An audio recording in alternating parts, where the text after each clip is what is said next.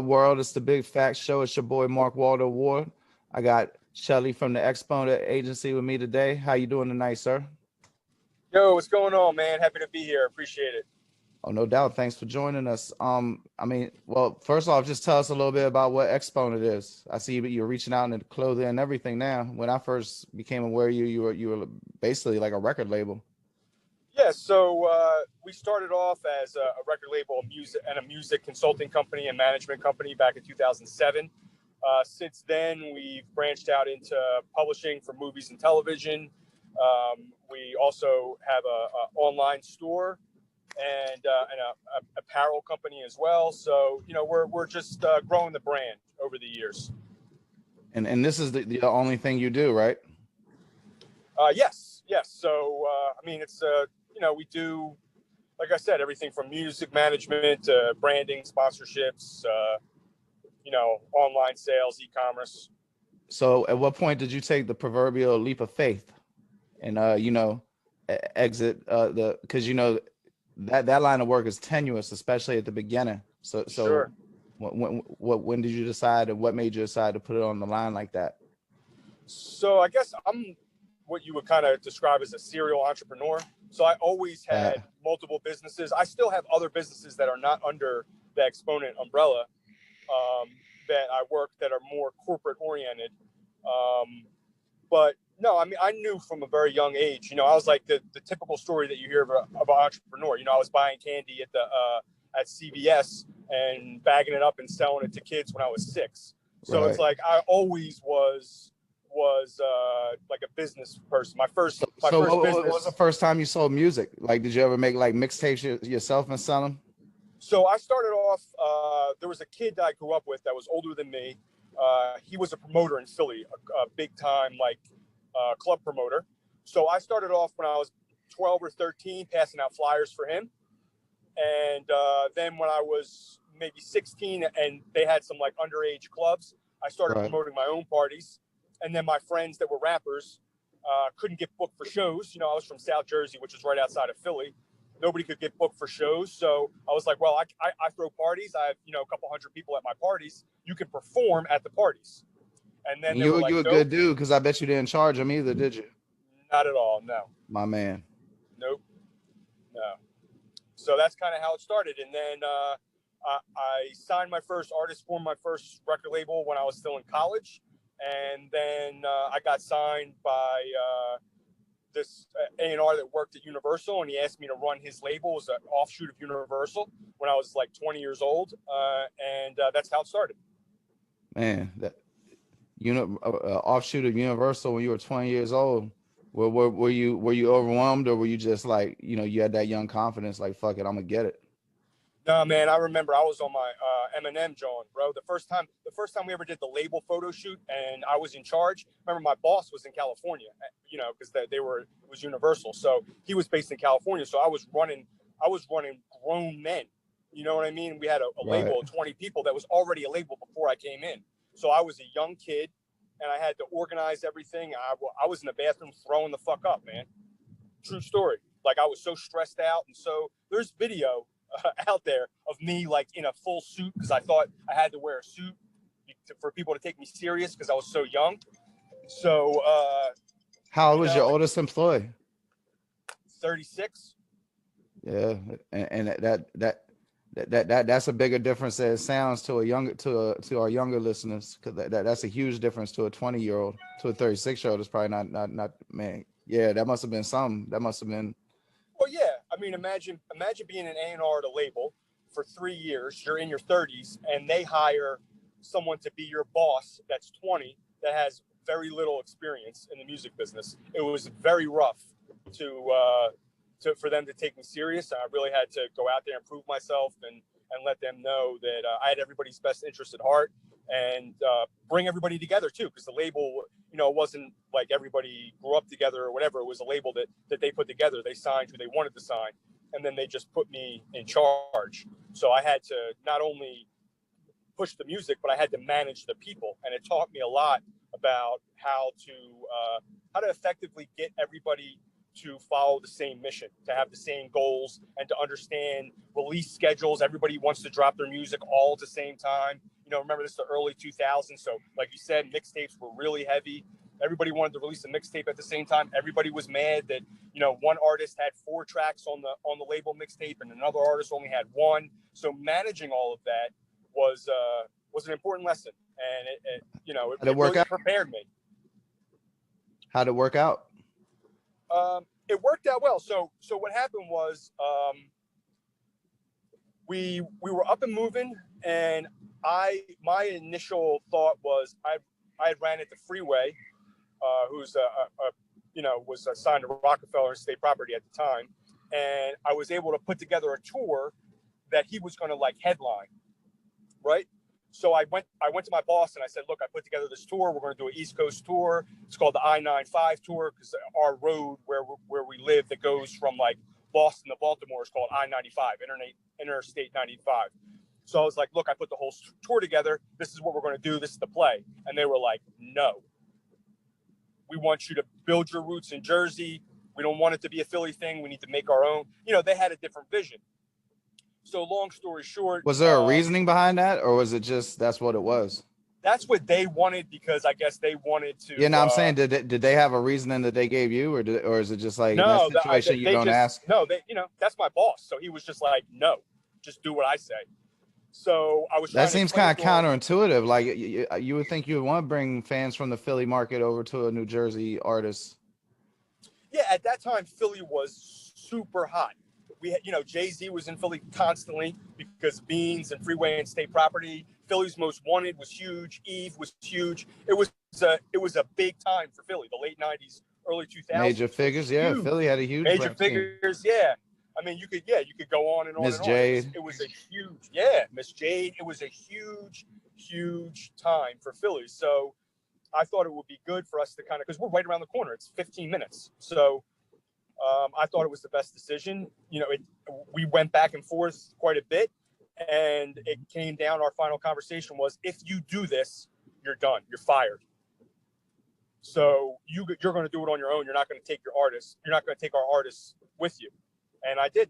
I made the decision. I trusted my gut, and I decided that I was going to start my own business. This was in 2007. Start my own company, and I did. That was Exponent. And we still did the tour. We did the I-95 tour, and it was wildly successful, and it launched my career. Please feel free to say no. Can I ask you, did you have a nice amount of savings at that time? No, I was dirt poor. By 2009, when I was done touring, I was literally homeless. And I had to just. Same thing. I was selling mixtapes. I was outside of clubs and stuff, trying to just hustle mixtapes or whatever I could do to make money, getting some money, throwing a show, losing money, making money, trying, some shows hit, some shows didn't. I was consulting for artists and helping them, getting whatever, $500 a month to help them get their business together. And it was a slow grind. And it took a while for me to get back on my feet. And then, once I did, I knew that the only way to make a real impact is you have to invest in yourself and you have to invest in your business. And that's always what I did. It didn't always work out. Not every plan I had worked, that's for sure. But the overall plan of, don't buy the car, don't buy the house, put the money back into the business has brought me here. And, looking back on it, was a rough road, but it taught me some very valuable lessons. That's what I was going to ask you. So looking back on it, do you think it's more worthwhile to have left because, working for Universal, that's definitely somewhat of a safety net. I mean, things are always tenuous at a record label. Sure. But leaving in the manner you did probably would have decreased your chances of immediately getting hired at another record label. And so that's definitely the leap of faith. And then having to go through what you did, go through that grind, keep it pushing, keep it motivating.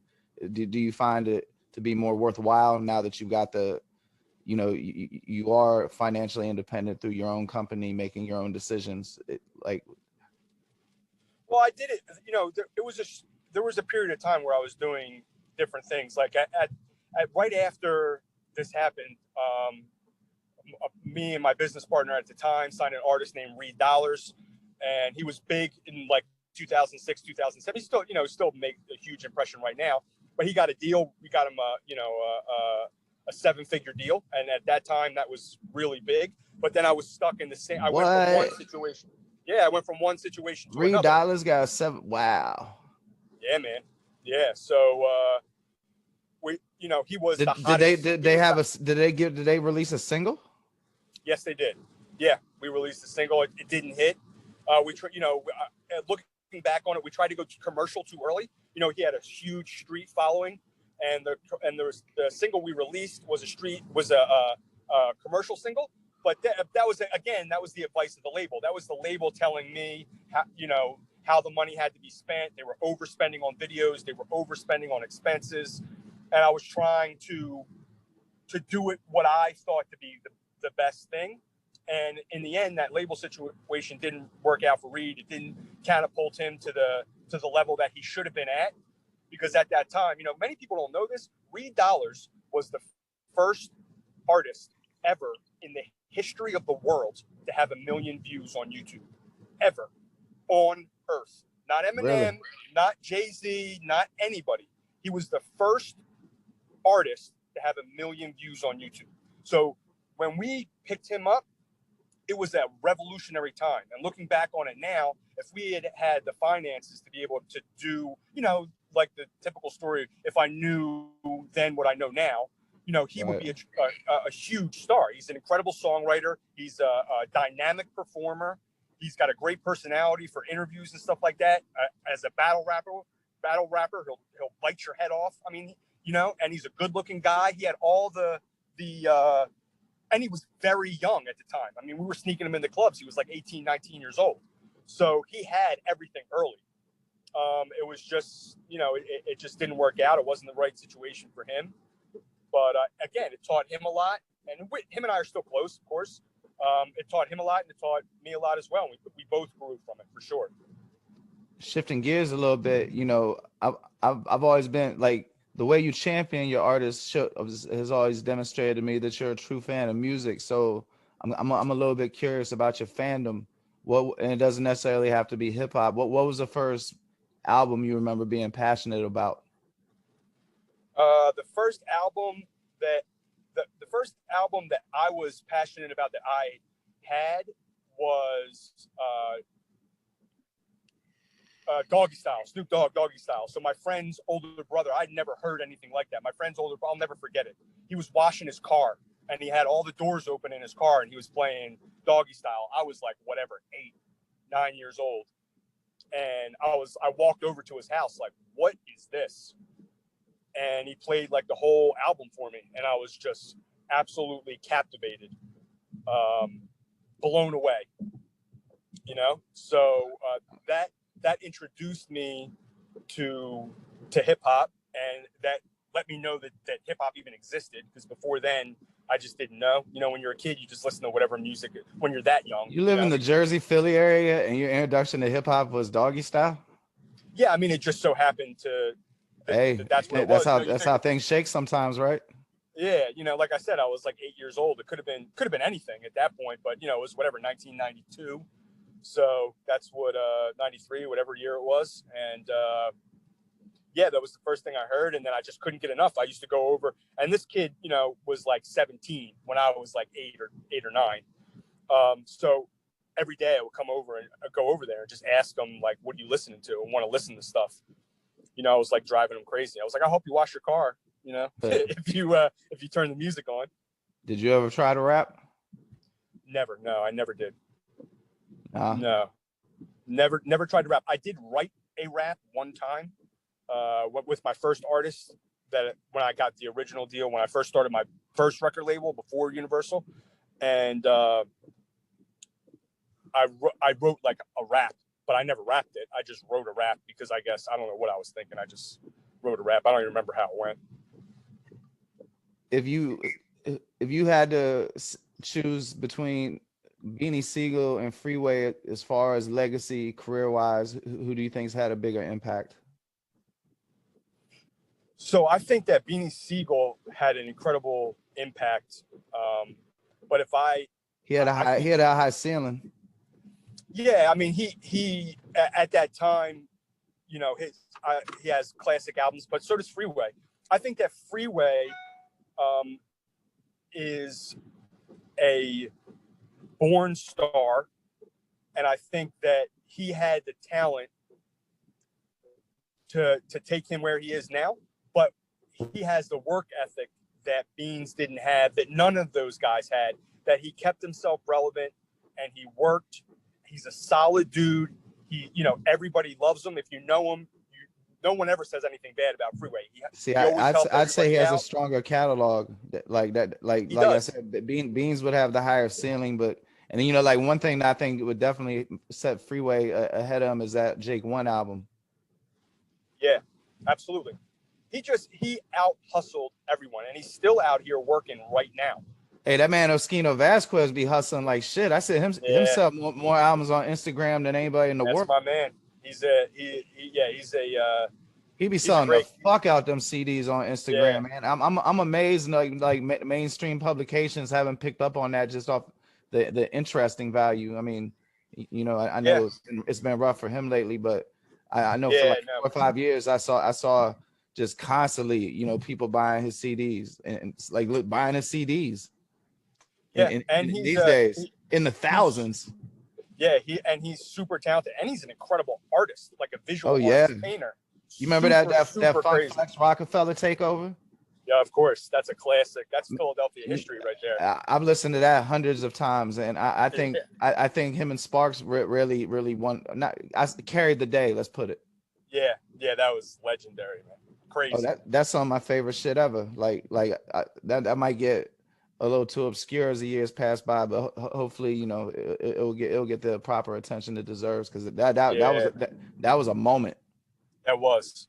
I remember there was like, you know, I'm from the DC area. I know there was usually the only thing you could ever buy was go-go tapes, and I remember people had CDs of that for sale at the metro station, which was kind of it was kind of unusual for DC, you know. Yeah, that's wild. I mean, it was that good though. Like how it was something, it's undeniable, you know. Yeah, no, it's classic, and it showcased the versatility of everybody. I mean, there was just, you know, Philly is known for just serious rappers, lyricists, and that moment in time pushed Philadelphia to the forefront. It showcased the flows and the lyricism and the cadence, and, you know, just the pure, unadulterated talent that that Philadelphia is and was at that time. Do you think young Chris got Delta Raw? Let's not say Delta. Do you think young Chris could have got to a higher peak? Yeah, I think that Chris is one of the most talented artists from State Property and one of the best lyricists from Philly ever. I think that a Raw deal. He had it because that. Do you think? I thought that Motown thing kind of messed him up. You know, it's hard to say. Again, it's the same thing like Reed Dollars. You know, did he get a bum deal? I mean, he got a deal at the time. It just didn't go. Well, look at the Motown history of rap though. Like they had, man, those AZ releases were all incredible albums. You know, like I'm not gonna say 5 mic classics, but they was all strong 4 mics. Yeah, for sure. And they got minimal attention. I just can't think of any success Motown had as a rap label except maybe a Queen Latifah album or 2. Yeah. Yeah, I agree. But, you know, a lot of the artists in Philly never really got to the level that they should have, in my opinion. You know, do you think that's due to gatekeepers or tastemakers in New York City? So I think at that time when, you know, because it's a different time now. You don't need Funk Flex. You don't need Hot 97. You don't need anything. You could not have ever been played on the radio in your life and make $3 million this year from rap. Exactly. But during that time, you needed certain things. Schoolie D needed something he never got, because he is way better than some of that shit they was putting on the radio. Yeah, for sure. Yeah, that's a legend. Yeah, Philly's got a really deep-rooted history in hip-hop. Seriously deep-rooted history. I think somebody should open up a Philadelphia hip-hop museum. Yeah, for sure. At one point, I had a hip hop store at the tail end of the mixtape era. I had a pure hip hop store. We only sold mixtapes, like magazines like The Source, and all hip hop related clothes, merchandise from the artists. And it would have worked if I was just like 5 years earlier, Right. because it was when mixtape, it was like the tail end of that era. So it was, the brick and mortar era was kind of like phasing out. But And yeah, I agree. it's hard to just sell T-shirts in them stores and pay them rents in the malls. People don't a Yeah, lot, it's sure. surprising how high the rent of how much it costs to rent a store. Yeah, that's facts. So what was Exponent got coming up? Like what's the big thing y'all are gonna be pushing next year and after COVID and all that? So we're actually in the process of a complete relaunch. So we're doing a rebranding. We've updated our label. Our logo. We have a new logo, new website. We're launching our branded clothing line. So the website should be live any day now. We also are branching out to e-commerce, and we have our own store called Exponent Store. Where Those shirts look good. Oh, thanks, man. Thank you. Yeah. So, we're doing it's the Exponent branded stuff, the Exponent Trap Street kind of branded clothing is like a high end, more of a high end clothing. But we have other Exponent store. We're selling things that are not necessarily hip hop related. I mean, we have everything from, like these cool gadgets that we've been working on and stuff for family. I'm big into like gemstone beaded bracelets, kind of like the Good Vibe type bracelets. I always wore those. That was part of my image, so we're selling those as well. So we're at a time now where we've been quiet for the past, well, at least me. Our artists Louis V. Gutta and Griffey have been consistently dropping music the past 2 or 3 years. But as a brand, we stopped taking on new clients, which was something that lifted our brand and kind of gave us You felt you spread yourself too thin at one point? Yeah, exactly. So at one point I had because you don't never want to let anybody down, and next thing you know, you've only slept 3 hours for 6 days in a row. Yeah, exactly. So we needed to take some time to regroup, and we needed to just. Is everything self-contained now, or are you looking for business partnerships? Like what we're self-contained. I mean, I'd like to keep it. I have 2 business partners now. My artist, one of our artists, Jay Griffey. He's also owner of Exponent as well, and my other partner, Smooth. So it's the 3 of us. And that's classy. I like that. Yeah, so it's like Griff was one of our first artists. So when we did the rebranding and restructuring of the company, we knew that the right thing to do was to give Griff ownership of his own music. So he's not just an artist; he's an owner. He owns. He's an owner. Shout out. Yeah, man. He's a super talented artist, but deserves. He's a great business guy. He's really sharp, really creative, great marketer, and he earned it. And my business partner and I, Smooth, have been working together for 15 years. And so, we have a really great working relationship, and Griff, Smooth, and I really work well together. There's none of that animosity. There's none of that Jay-Z, Dame Dash, like tension or anything like that. We all get along well. We all know, our strengths and our weaknesses. And, sometimes I've learned this business will burn you out. I know for me, I went viral a bunch of times. Social media kind of consumed me. It was important that in my mind at that time, it was important that I kind of mastered social media. Yeah, so I dumped a lot of my time into growing my social media brand so I could use that as a platform to promote my artists.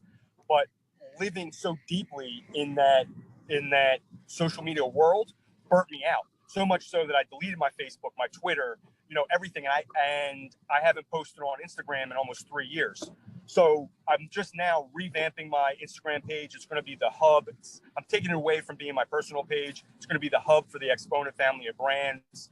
So you're going to see stuff for Exponent Store on there. You're going to see stuff for Louis, Griffey, our publishing placements. We've got a ton of placements that will be released this year in movies, television, film, commercials. So it's time now. You know, we regrouped. And Is Exponent available for hire for if there was an artist who wanted help getting their music placed on movies or TV shows or whatever? So how I say, and we do have some partnerships with some songwriters and producers. So I don't see it as a hire situation. I see it as a partnership. At this point in my career, you don't work for me, we're partners. So we need. So you want people that they're together, as opposed to like you get this assignment, you get this assignment. Yeah, I got you. Yeah. I mean, sometimes the cohesiveness of that will produce better results sonically. You know, I mean, you know about it. Yeah, for sure. You know, Louis V has a great line in one of his records that we released this last year, and he said, and it's something to the effect of, "Please, Louis, don't be mad if I butcher your bar," but it's something to the effect of, "It's a circle of bosses. You can't tell who was who." So it doesn't matter who you talk to. If you talk to Smooth, it's the same thing as talking to me. If you talk to Griff, you're talking to me. If you talk to me, you're talking to Griff.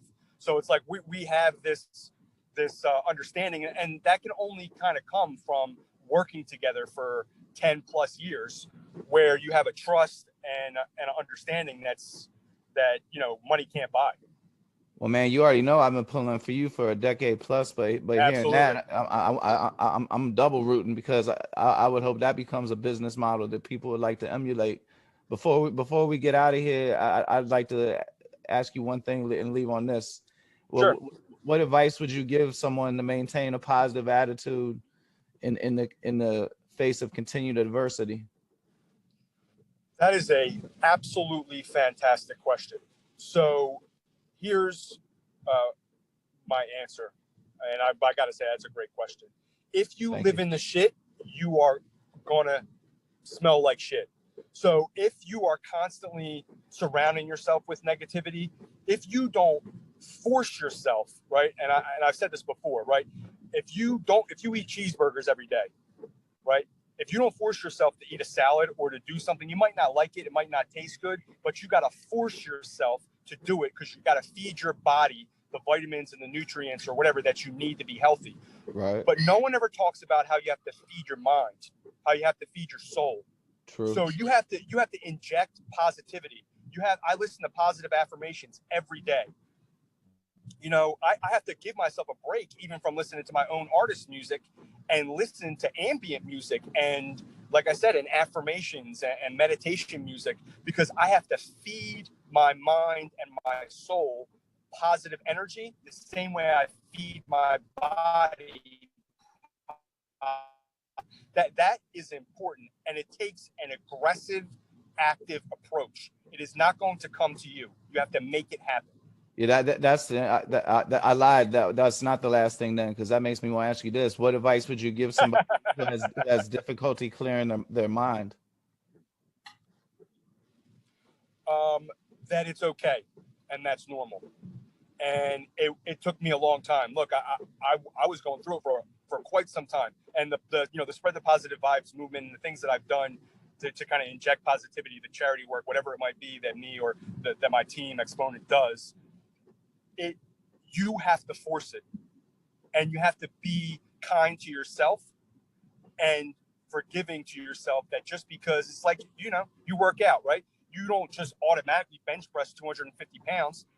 You can't just make a dramatic change in your life and expect it to impact you at full impact initially. You have to develop. It's got to be habits. One domino at a time. One domino at a time. Right. So you got to just, whatever it is that you're doing that's going to be positive, even if it's 5 minutes in the morning, where you sit and you remind yourself that you're working hard and that you're going to do better and that things are going to get better and that the money is going to come in and that the stress is going to go away and you're going to be healthy. You have to convince yourself, constantly tell yourself, even if that might not be your circumstance at that moment, you have to continually remind yourself and tell yourself that it's going to get better. I mean, and be patient. It's cliche, but it's cliche because it works. That's right.